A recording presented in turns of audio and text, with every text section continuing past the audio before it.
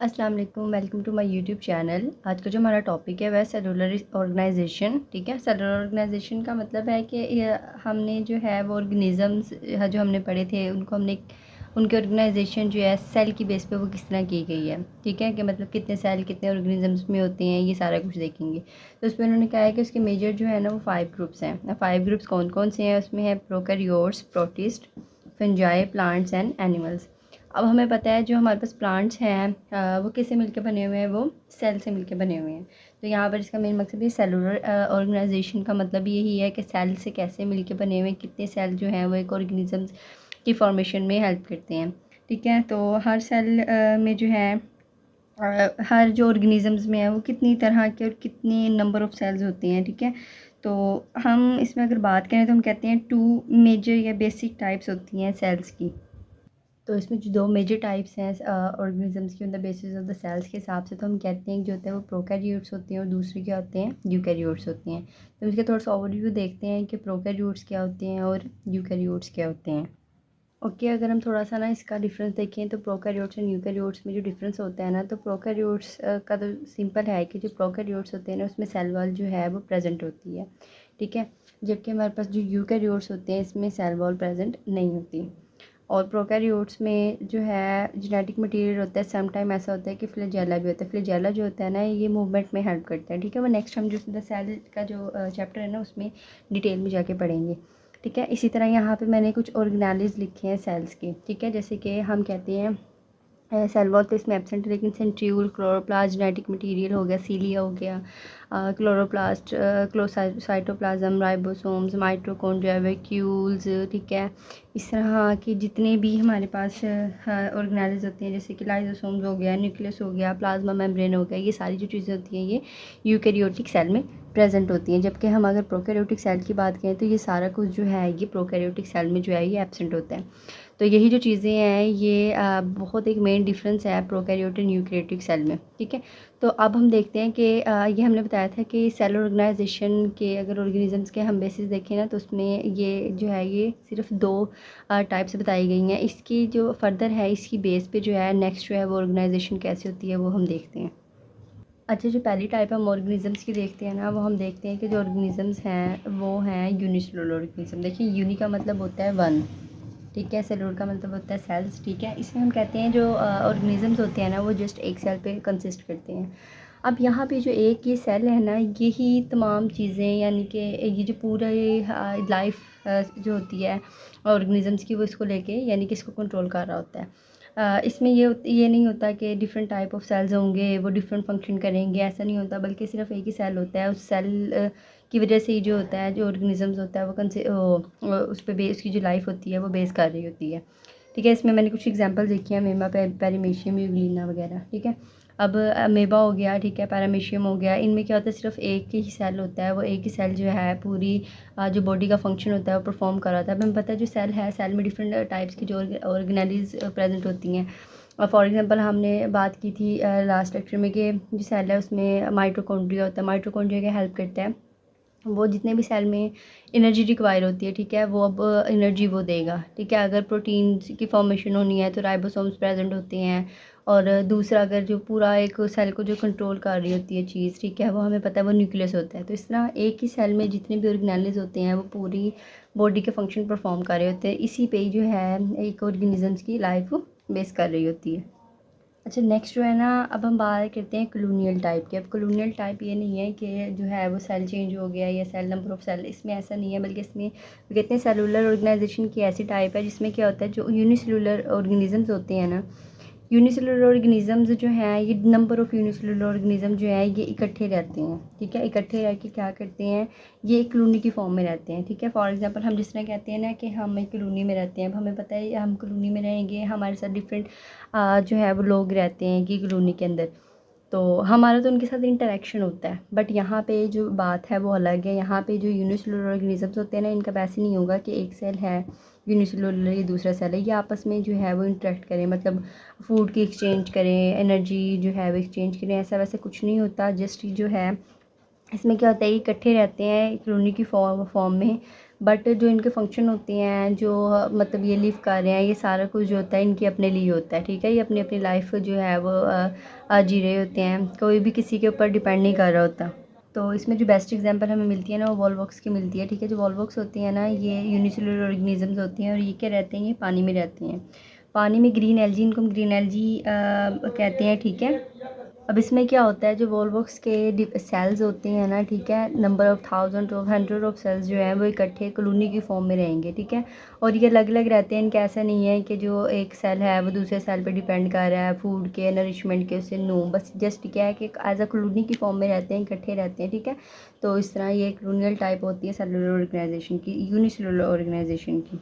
अच्छा, यहाँ पे जो नेक्स्ट है ना हमारे पास मल्टी सेलुलर ऑर्गेनाइजेशन है। मल्टी सेलुलर, देखिए मल्टी सेलुलर से पता चल रहा है कि मल्टी का मतलब होता है मैनी, ठीक है। इसमें है कि मैनी टाइप या मैनी सेल्स जो होंगे वो मिलके एक ऑर्गेनाइजेशन बना रहे हैं, तो इनको मल्टी ऑर्गेनाइजेशन कहते हैं। मल्टी सेलुलर ऑर्गेनाइजेशन का मतलब है कि इसमें हमें पता है जो सेल होते हैं, हमने लेवल ऑफ ऑर्गेनाइजेशन में अपने पढ़ा था, ठीक है। जो सेल होते हैं वो मिलके टिश्यू बनाते हैं, ठीक है। टिश्यू देन जो है वो ऑर्गन बनाते हैं, ऑर्गन जो है वो देन क्या करते हैं, एक ऑर्गन सिस्टम बनाते हैं, और इस तरह क्या होता है, एक इंडिविजुअल बन जाता है, ठीक है। ये एक थोड़ा सा साइकिल है। तो यहाँ पे क्या है कि एक ही टाइप के सेल नहीं होंगे, मतलब hundred of thousand of cells होते हैं, ठीक है, जो एक टिश्यू बनाते हैं, देन एक पूरा सिस्टम चल रहा होता है। तो मल्टी सेलुलर ऑर्गेनाइजेशन में ऐसा नहीं होता कि सिर्फ एक ही सेल जो होता है वो पूरी बॉडी को कंट्रोल कर रहा होता है, बट इसमें ऐसे होता है कि डिफरेंट जो है वो सेल मिलके टिश्यू बनाते हैं, और हर टिश्यू का अलग अलग काम होता है, हर सेल का अलग अलग काम होता है, ठीक है। तो इसमें अगर हम एग्जांपल देखते हैं ना, तो इसमें अगर हम एग्जांपल देखें प्लांट्स में, तो इसमें है मस्टर्ड प्लांट की एग्जांपल, और अगर हम एनिमल में देखें तो वो फ्रॉग की एग्जांपल है, ठीक है। इसको इन दोनों को वन बाय वन हम एक्सप्लेन करते हैं कि मस्टर्ड प्लांट क्या होता है, as a multi cellular organisation कैसे एक्ट करता है, ठीक है, और फ्रॉग क्या होता है, ठीक है। तो ये कैसे लिव करता है, कैसे इसकी ऑर्गेनाइजेशन है। ओके जी, नेक्स्ट हमने पढ़ा था कि मल्टी सेलुलर ऑर्गेनाइजेशन में प्लांट में अगर हम एग्जांपल देख रहे थे, तो हम देख रहे थे कि मस्टर्ड प्लांट की, ठीक है। तो सबसे पहले है कि मस्टर्ड प्लांट जो है ना, इसको हम ब्रासिका कंप्रेस्ट्रिस भी कहते हैं। ब्रासिका कंप्रेस्ट्रिस क्यों कहते हैं, ये इसका क्या है, साइंटिफिक नेम है, ठीक है। साइंटिफिक नेम हम क्यों रखते हैं, किस लिए रखते हैं, क्या वजह बनी, ये हम अपने नेक्स्ट चैप्टर्स में पढ़ेंगे, ठीक है। अब देखिए यहाँ पर मैंने मल्टी सेलुलर ऑर्गेनाइजेशन में से एक एग्जाम्पल ली है मस्टर्ड प्लांट की, ठीक है। अब इसको मैं थोड़ा सा और व्यू अगर हम इसका देखें, तो इसमें जो है अगर हम देखते हैं कि ये कब इनकी मतलब हर जो पौधा होता है ना, उसका एक टाइम होता है, उसका एक सीज़न होता है। तो जो हमारे पास मस्टर्ड प्लांट है ना, इसमें ये ना विंटर में जो है ये अपने जो सीड्स जो है ये प्रोड्यूस करता है, फ्लावर जिसमें लगते हैं, और उसके बाद क्या होता है, वेजिटेशन जो होती है इसमें जो है वो विंटर, मतलब विंटर सीजन जो है वो इसके लिए, इसकी प्रोडक्शन के लिए होता है। अच्छा, फ्लावर्स वगैरह इसके जो सीड्स होते हैं ना, जो सीड्स हैं, सीड्स को हम यूज़ करते हैं, इसमें से क्या निकलता है, ऑयल निकलता है, उसको एक्सट्रैक्ट करते हैं हम। मस्टर्ड का जो है वो ऑयल निकालते हैं, जिसको हम कहते हैं सरसों का तेल निकालना, ठीक है। तो इसमें अगर हम इसके बॉडी पार्ट की बात करें, तो इसके बॉडी पार्ट को ना टू मेजर जो है हम कह सकते हैं कि पार्ट में डिवाइड किया गया है। अब वो किस बेस पे डिवाइड किया गया है, वो हमने डिवाइड किया है उनके फंक्शन की बेस पे। अब देखें यहाँ पे मैंने लिखा है एक पार्ट यहाँ पे ये है, जिसको मैंने नाम दिया है रिप्रोडक्टिव पार्ट का। सेकंड जो है यहाँ पे मैंने नाम दिया हुआ है वेजिटेटिव ऑर्गन या वेजिटेटिव पार्ट हो गया, ठीक है। अब रिप्रोडक्टिव का क्या मतलब है, रिप्रोडक्टिव पार्ट मैंने किसको कहा, मैंने फ्लावर्स को कहा हुआ है। अब देखें जो फ्लावर होते हैं ना, फ्लावर का जो काम है, इसका काम है रिप्रोडक्शन करना। रिप्रोडक्शन का मतलब है कि हमें पता है जो प्लांट्स होते हैं ना, उसमें जो है वो पोलन ग्रेन्स आगे गिरते हैं। अब पोलन ग्रेन्स का क्या मतलब है कि एक प्लांट में से जो एक प्लांट दूसरा प्लांट है, बाय बीज बाय जो हमारे हम कह सकते हैं कि छोटे छोटे हशरात जो होते हैं उड़ने वाले, वो क्या करते हैं कि छोटे छोटे जो दरख्त पौधों के ऊपर जो फ्लावर्स लगे होते हैं, उनके अंदर जो पोलन्स होते हैं उनको अपने ऊपर अटैच करते हैं, और एक प्लांट का जो पोलन होता है वो दूसरे प्लांट पर ला के गिरा देते हैं। तो यहाँ पे क्या होता है, इस इन फ्लावर्स पे वहाँ पे रिप्रोडक्शन स्टार्ट हो जाती है। रिप्रोडक्शन, अब यहाँ पे जो हमारे पास फ्लावर्स होते हैं, ये ज़्यादातर female part of the body हम इनको कहते हैं कि यहाँ पे सारी रिप्रोडक्शन होगी, एक न्यू सीड बनेगा, फिर उससे फ्रूट बनेगा। इसलिए हम कहते हैं जो फ्लावर्स होते हैं ये करते हैं, प्रोड्यूस करते हैं सीड एंड फ्रूट्स को, इसलिए हम इनको कहते हैं रिप्रोडक्टिव पार्ट है, ठीक है। अगर अगर हम इसके अलावा बात करते हैं ना, तो हम बात करते हैं लीव्स की, ठीक है, रूट्स की और स्टेम की। तो इनको वेजिटेटिव ऑर्गन कहते हैं। वेजिटेटिव ऑर्गन का मतलब होता है कि इन पे क्या होता है, ये जो है ये रिप्रोडक्शन में हेल्प नहीं करते, ठीक है। ये जस्ट जो है ये हमें पता है क्या करते हैं, फोटोसिंथेसिस में हेल्प करते हैं, ठीक है। ये जो रूट्स हैं आपको पता है, रूट्स जो हैं वो वाटर की एब्जॉर्प्शन में हेल्प करती हैं।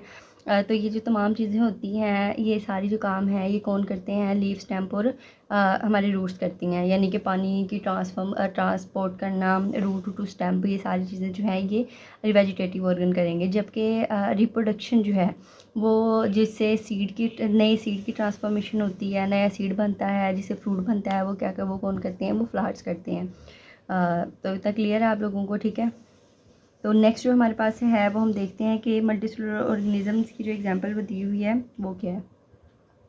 ओके जी, जो नेक्स्ट हमारा ये एग्जांपल है मल्टीसेलुलर ऑर्गेनाइजेशन की, वो है फ्रॉग की, ठीक है। फ्रॉग का जो हमारे पास साइंटिफिक नेम है वो है राना टिक्रीना, ठीक है। इसका थोड़ा सा स्ट्रक्चर मैंने ये डायग्राम बनाई है, ठीक है। अब आपको पता चले, ठीक है, जो फ्रॉग होता है इसमें हम कहते हैं मल्टीसेलुलर ऑर्गेनाइजेशन है। तो मल्टीसेलुलर ऑर्गेनाइजेशन में हमने देखा था कि इसमें क्या होते हैं, जो सेल्स होते हैं, इसमें टिश्यू होते हैं, ठीक है, टिश्यू होते हैं, ऑर्गन होंगे, ऑर्गन सिस्टम होगा, ठीक है। तो सारे सिस्टम जो होते हैं वो मल्टीसेलुलर ऑर्गेनिजम्स में होते हैं।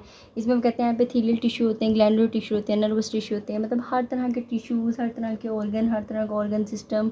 इसमें पूरा का पूरा एक रेस्पिरेटरी सिस्टम होता है। ग्लैंडुलर सिस्टम कैसे होता है, कौन कौन से ग्लैंड्स रिलीज़ होते हैं, ठीक है, कौन से ग्लैंड जो है कौन कौन से सिक्रीशन रिलीज़ करते हैं। नर्वस टिश्यू है कि ब्रेन होता है नहीं होता, जो ब्रेन है वो किस तरह जो है हमारे पास वर्क करता है, ठीक है। तो ये जो सात तमाम चीज़ें हैं, तो इसके लिए हम क्या करते हैं, जो फ्रॉग है उसकी डायसेक्शन करते हैं। डायसेक्शन में हमें सारा कुछ पता चल जाता है कि इसमें क्या किस तरह का हार्ट प्रेजेंट है, ठीक है, कहाँ कहाँ पर ग्लैंड्स प्रेजेंट है, ब्रेन कैसे कहाँ पर प्रेजेंट है, और किस तरह के टिश्यूज़ प्रेजेंट हैं। तो तमाम चीज़ें होती हैं, ये हम इसकी डायसेक्शन के थ्रू मल्टीसेलुलर ऑर्गेनाइजेशन में देख सकते हैं, ठीक है। तो इसका मतलब है कि जो फ्रॉग है मल्टीसेलुलर ऑर्गेनाइजेशन में इसलिए भी आ रहा है क्योंकि इसमें हम वो तमाम चीज़ें देखते हैं, और इसकी डायसेक्शन जो है वो हम इसलिए करते हैं क्योंकि इसके जो सिस्टम होते हैं, जो इसका स्ट्रक्चर है वो तकरीबन जो है वो ह्यूमन की डायसेक्शन से बड़ा मिलता जुलता है। इसमें हमें पता चल जाता है कि हमारे पास जो है हार्ट किस तरह किस साइड पे प्रेजेंट है, ठीक है। बहुत सी ऐसी चीज़ें हैं जो पता चलती हैं इससे, ठीक है, इससे हेल्प होती है। तो इसलिए हम इसकी क्या करते हैं, डायसेक्शन करते हैं, ठीक है। तो हमारे पास सेलुलर ऑर्गेनाइजेशन जो है वो यहाँ पर एंड हो रही है, ठीक है। नेक्स्ट जो है इसकी डायसेक्शन का प्रोसेस है, ठीक है। वो आपके स्कूल में बहुत से टीचर्स ऐसे होते हैं जो आपको करवाते हैं, ठीक है। तो ये जो हमारा प्रैक्टिकल होते हैं बायोलॉजी में, उसमें अक्सर ही डायसेक्शन का एक प्रैक्टिकल आया होता है। तो हमारा जो फर्स्ट चैप्टर है वो यहाँ पर कंप्लीट हो गया है। इंशाल्लाह नेक्स्ट जो है हम अपना नेक्स्ट चैप्टर स्टार्ट करेंगे, सॉल्विंग द बायोलॉजिकल प्रॉब्लम। फ़िलहाल के लिए अल्लाह हाफिज़। होप सो आप लोगों को मेरी वीडियो बहुत पसंद आई होगी। सो प्लीज़ इसको वॉच करें, सब्सक्राइब करें और लाइक करें।